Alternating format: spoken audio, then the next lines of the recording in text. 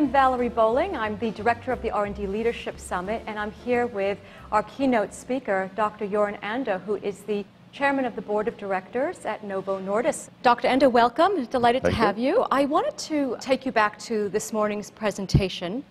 We talked about your views on productivity in R&D, and I wanted to ask you to share with us what's working, what are you happy with, what's improving? I think you see some signs that are encouraging.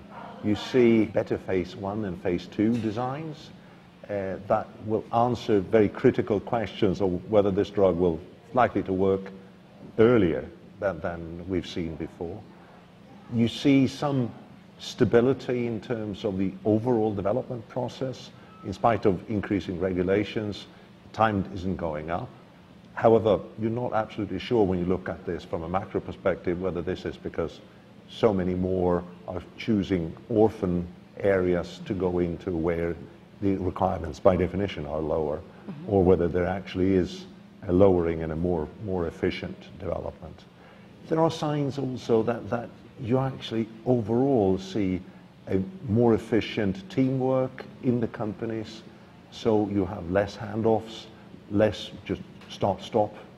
So you see, if you're a positive guy like me, you see positive signals coming through the system.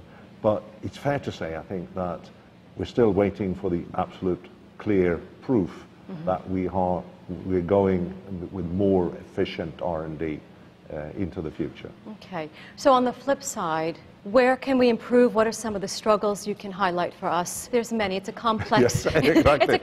It's certainly a complex area. You still see, I think, as an organization, R&D in many of the big companies are very risk averse, and it comes with the organizational structure and organizational feeling, more or less. So I think that is one of the big dangers, because it doesn't fit well with what we do in pharmaceutical research, which by definition is risky. So it's managing the risk rather than try to avoid it, that I think is the important thing. You see other areas where I don't think we're doing well in what we call market access, in terms of being able to generate data that clearly will convince those who pay for our new medicines, whoever they are in the different systems we have, that this is clearly working and better than existing. We're still struggling with that. We're still not efficient in moving from regulatory approval to actually having it fully reimbursed in the various countries. These are some examples where I think we have a lot to learn, a lot to move forward on. Do you have any thoughts around what you're seeing in how large pharma is restructuring to do a better job to manage their R&D? There's lots of models and you see lots of changes.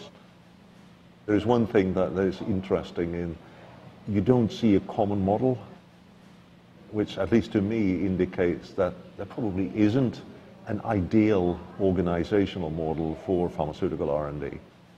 There probably are many variants that fit a particular company in a particular time. I'm also not sure that organization per se is that important. It's more the people you have there, the leadership you have there, the culture you have. If the culture is very intensely science-driven, science-focused, seeking truth, and very transparent, I think then they will overcome more or less any organizational structure. So what do you see as some of the characteristics that would make a terrific leader in leading R&D in this time? To be willing and even want to take responsibility, take decisions, kill non-promising drugs early, be very transparent in what you do, be very positive. It's a very difficult environment in many aspects because most projects die. Let's be upfront with that. So most of your very bright people will work for years on things that then never make it to. So continuing to motivate that, create a positive environment around that is a true leadership challenge in this respect. And to me, clarity, transparency, being science-driven and very honest in what you do are sort of hallmarks to me of a good R&D leaders.